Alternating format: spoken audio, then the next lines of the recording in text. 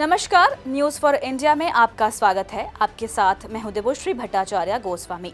गुजरात के अहमदाबाद स्थित alpha farm में विश्व हिंदू परिषद के गौरक्षण एवं संवर्धन विभाग की ओर से गोपाष्टमी के मौके पर गौ पूजन का आयोजन किया गया। इस दौरान कई गौमाता भक्त मौजूद रहे। कार्यक्रम का उद्घाटन विश्व हिंदू परिषद के केंद्रीय उपाध्यक्ष हुकुमचंद सांवला जी ने किया।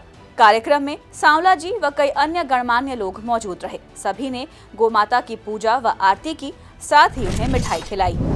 कार्यक्रम के दौरान केंद्रीय उपाध्यक्ष हुकुमचंद सांवला जी ने गोपाष्टमी की महत्ता बताई। उन्होंने बताया कि इसकी शुरुआत स्वयं भगवान श्री कृष्ण ने की थी।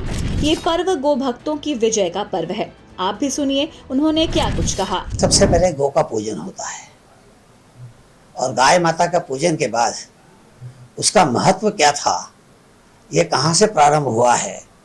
भगवान कृष्ण ने इसे प्रारंभ किया था। उनका संघर्ष सत्ता से था। इंद्र की सत्ता थी, इंद्र की पूजा होती थी, परंतु भगवान कृष्ण ने तर्क दिया कि हमारा जो पालन होता है गाय का, वो तो इस गोवर्धन पर्वत के कारण होता है। घास यहाँ है, पानी यहाँ है, गाय को घास पानी की व्यवस्था गोवर्धन पर्वत करता है। तो हम इंद्र की पूजा के बजाय इस प्रकृति की पूजा करें। यहाँ पर गाय है, जिसकी रक्षा जिसके माध्यम से होती है, उसकी हम पूजा करें। जहाँ से हमें घास मिलता है, जहाँ से हमें पानी मिलता है, जिसके कारण वर्षा होती है, उस प्रकृति की पूजा करना चाहिए। इसलिए इससे कुपित होकर इंद्र ने घनघोर वर्षा की। 7 दिन संघर्ष चला और 8वें दिन कृष्ण स्वयं के चरणों में इंद्र ने आकर समर्पण किया। और जिस दिन समर्पण किया था वह दिन गोपा अष्टमी का दिन था।